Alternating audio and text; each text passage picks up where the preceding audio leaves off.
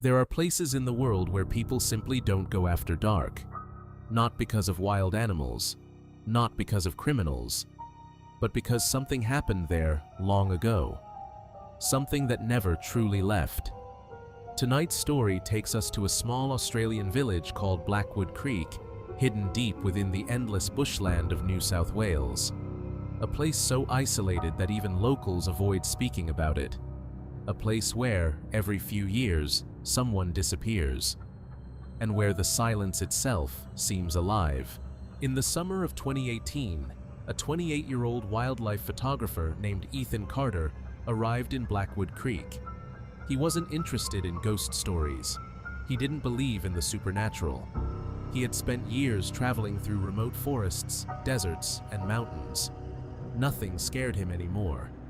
His goal was simple: photograph rare nocturnal animals living in the Australian bush. Blackwood Creek seemed perfect. The village had fewer than 100 residents. Most of the houses were old wooden structures, surrounded by eucalyptus trees. There was a single grocery store, one gas station, and a small pub that looked older than the village itself. The moment Ethan arrived, he noticed something strange. The people seemed nervous, not unfriendly, just cautious, as if they were constantly listening for something. That evening, he entered the local pub. The room fell silent. Several elderly men stared at him. Finally, one of them asked, "You're not planning to camp near the creek, are you?" Ethan laughed. "Actually, that's exactly where I'm going." Nobody laughed back. The old man slowly put down his drink. Then he said something Ethan would never forget. "Leave before sunset tomorrow." The next morning, Ethan drove several kilometers outside the village. The Australian bush stretched endlessly around him. Tall trees cast long shadows across the dirt road. The air felt strangely heavy, almost electric. He found the perfect location near Blackwood Creek. The creek itself wasn't large, just a narrow stream cutting through dense forest. Yet something about it felt wrong. There were no birds singing, no insects buzzing, nothing. Only silence. A deep, unnatural silence. Still, Ethan ignored his instincts. He set up camp, installed several motion-activated cameras, and prepared for a night of photography. As the sun disappeared behind the trees, the forest changed. The temperature dropped suddenly, far more than it should have. The darkness seemed thicker, almost solid. Around midnight, Ethan sat outside his tent reviewing photographs. Then he heard it. A voice, very faint, calling his name. "Ethan." He froze. The voice came from somewhere deep in the forest. A woman, soft, gentle, almost familiar. "Ethan." He stood up immediately. There shouldn't have been anyone else out there. Certainly not at midnight. He grabbed his flashlight. The voice continued. Always just beyond the trees. Always slightly farther away. Without realizing it, Ethan began following it. Step by step. Deeper into the bush. After several minutes, he noticed something strange. The voice had stopped. The forest was completely silent again. He turned around, and his stomach dropped. His camp was gone, not destroyed, not hidden. Gone. Somehow, he had wandered far deeper into the forest than he thought possible. Panic began rising inside him. Then he saw movement. Someone standing between the trees. A woman, her back facing him. Long black hair hanging down her shoulders. "Ethan," she whispered. Slowly, she began walking away. Something about her movement felt wrong. Unnatural. Like a puppet being pulled by invisible strings. Every instinct told him to run. But curiosity won. He followed. For nearly 10 minutes, the woman led him through the darkness. Then she disappeared.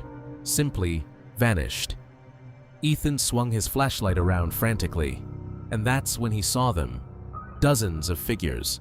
Standing between the trees. Men, women, children, all completely motionless, watching him, their faces pale, their eyes black, not dark, black, as if there were no eyes at all, only endless darkness.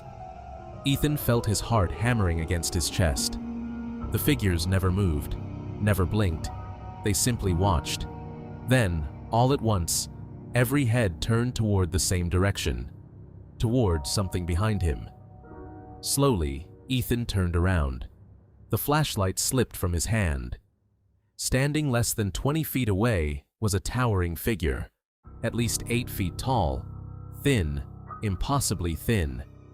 Its skin looked gray and stretched tightly across its bones. Its arms hung almost to the ground.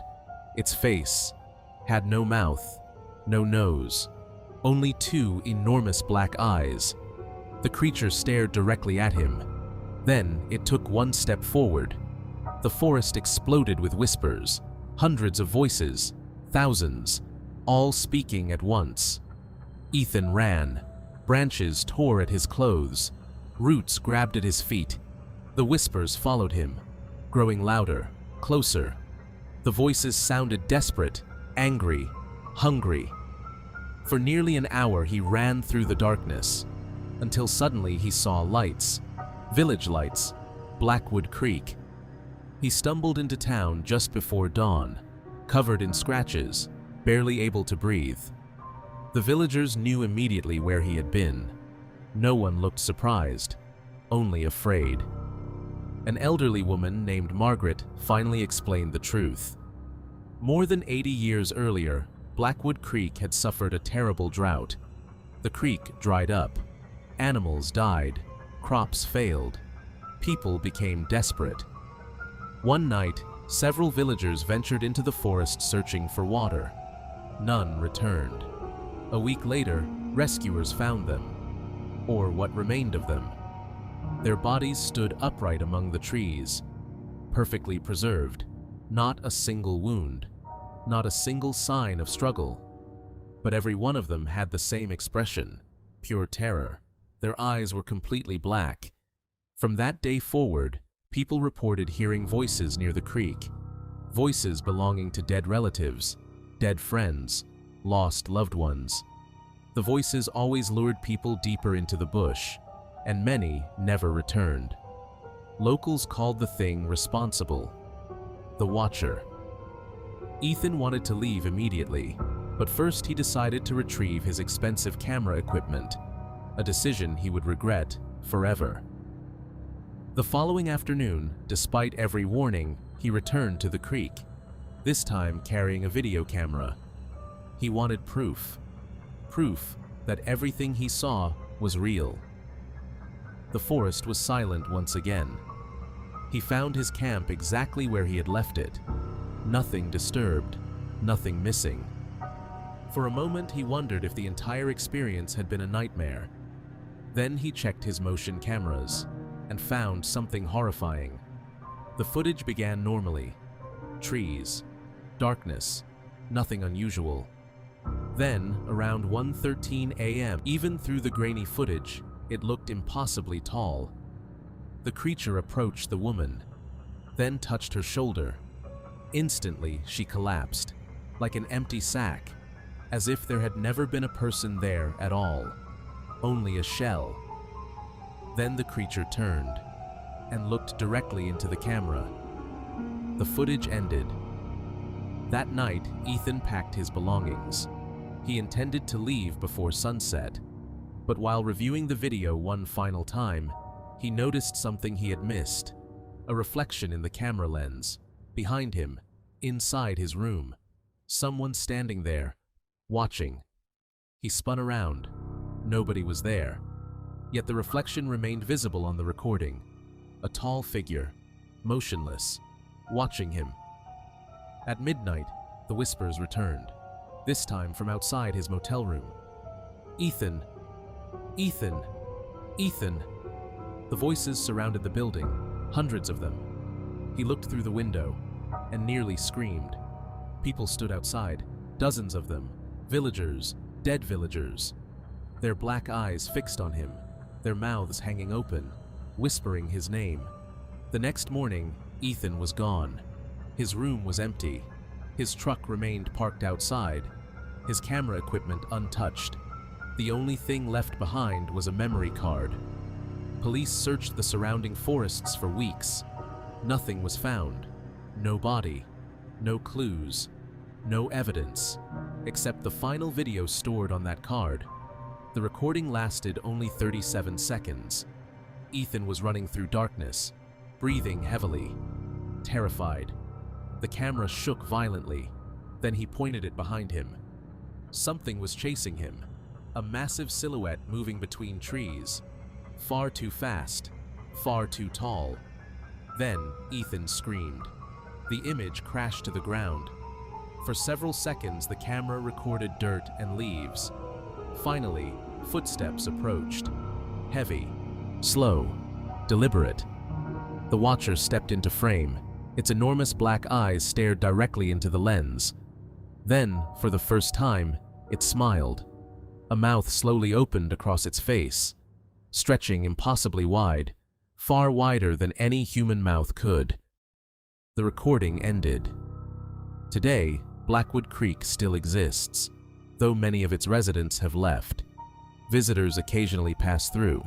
Most never notice anything unusual, but locals still avoid the forest near the creek after sunset.